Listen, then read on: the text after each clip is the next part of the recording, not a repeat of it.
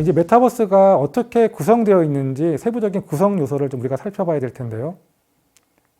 메타버스는 크게 네 가지 구성 요소로 지금 구성이 되어 있고, 이 구성 요소들이 각각 독립적으로 존재하다가 최근에 이제 융합을 하기 시작하는데, 어떠한 형태로 융합을 하고 있는지, 그리고 이 융합이 의미하는 것들은 어떤 의미를 주는지를 우리가 살펴보도록 하겠습니다. 마이크로소프트 CEO는 메타버스는 현실 세계의 컴퓨팅을 품게 하고 또 컴퓨팅에 현실 세계를 품게 한다고 얘기를 했습니다. 그러면서 우리가 모든 디지털 공간에 실제할 수 있게 해준다라고 설명을 해주고 있는데, 설명이 조금 어렵죠. 다시 조금 더 구체적으로 설명을 드리면은, 현실 세계의 컴퓨팅을 품게 한다는 말은 우리가 지금 현실 위에다가 다양한 가상의 공간, 정보들을 입힌다는 뜻이죠. 예를 들면 우리가 현실 위에는, 우리가 살고 있는 현실 위에 휴대폰을 갖다 댔을 때 포켓몬고가 등장을 하잖아요. 그리고 또 AR 카메라를 찍기도 하고, 다양한 가상의 정보들이 현실 위에 입혀지는 형태입니다. 그게 바로 이제 현실 세계에 컴퓨팅을 품게 한다는 의미고, 그리고 반대로 우리가 컴퓨팅을 통해서 완전히 새로운 가상 세계를 만들기도 하죠. 그러니까 우리가 이 두 형태를 크게, 메타버스를 만들 때 어떻게 보면 크게 기본적으로 현실 기반 위에 메타버스를 만들 것인가, 아니면 완전히 가상 중심으로 메타버스를 만들 것인가라고 구분을 할 수가 있습니다.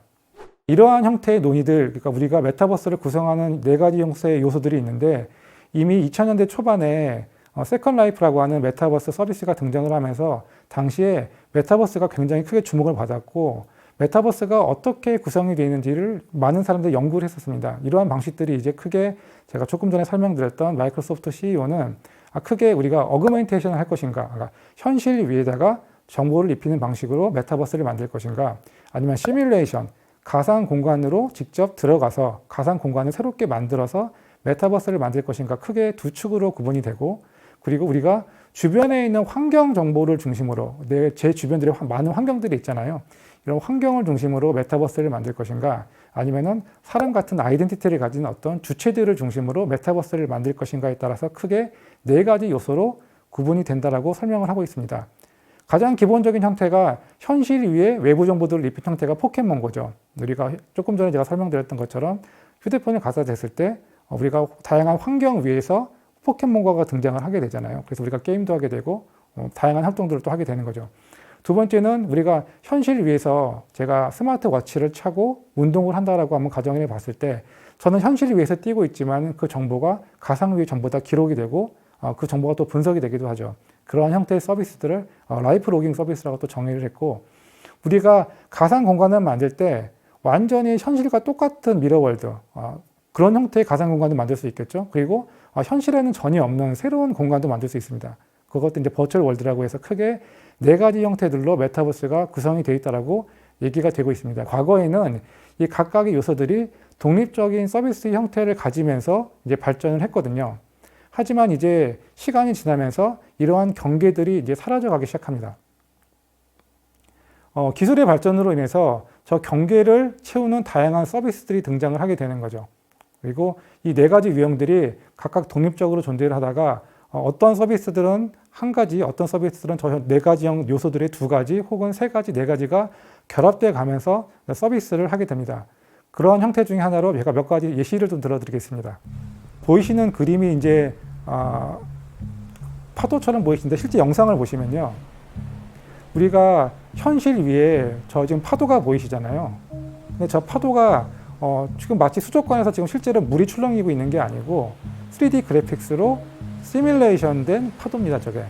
그러니까 우리가 현실에 있는 파도를 시뮬레이션으로 만든 거거든요. 그러니까 미러월드에 있는 어떻게 보면 일종의 형태들을 현실 위에 증강을 시킨 형태인 거죠. 그래서 어떻게 보면 현실 위에 있는 AR이라는 정보하고 시뮬레이션에 있는 미러월드가 결합된 형태라고 볼 수가 있고, 굉장히 새로운 형태들의 이제 이런 3D 그래픽스 아트들이 디스플레이를 통해서 이제 보여지기 시작하는 거죠. 말 그대로 저 표면이 전부 다 이제 디스플레이로 다 이제 영상이 만들어지게 되는 것이거든요.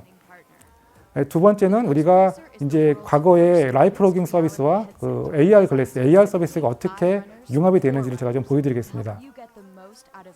우리가 과거의 라이프 로깅은 시계를 차고서 달리기를 하게 되면은 내가 어떤 거리를 얼마만큼 달렸고 운동을 얼마만큼 했는지를 보여주게 되잖아요.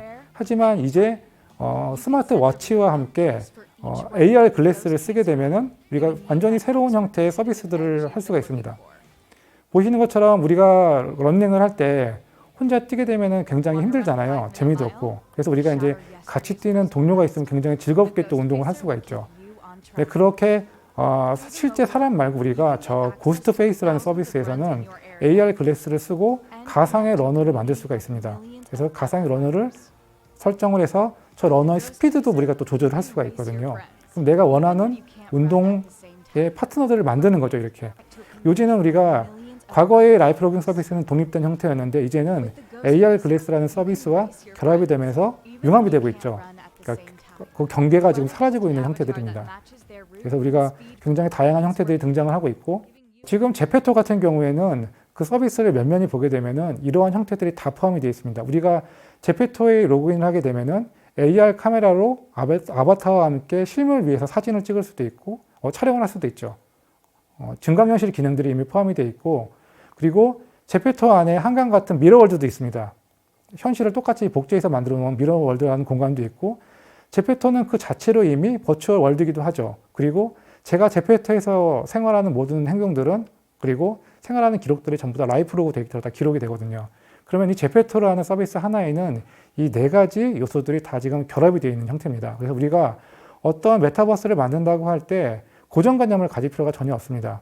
우리는 AR을 만들어야겠다, 라이프 로깅을 만들어야겠다 그런 게 아니고 우리 비즈니스의 목적에 맞게 고객들이 이 네 가지 형태의 요소 중에서 어떤 것들을 원하는지 우리는 어떻게 이 요소들을 결합을 해야지 보다 멋진 메타버스를 만들 수 있을지를 고민을 해야 되는 거죠. 그래서 정리를 드리면 메타버스는 반드시 하나의 구성 요소로만 이루어지지 않습니다. 그리고 우리가 구현하고자 하는 메타버스의 목적에 맞게 구성 요소를 잘 융합을 시킬 필요가 있겠죠.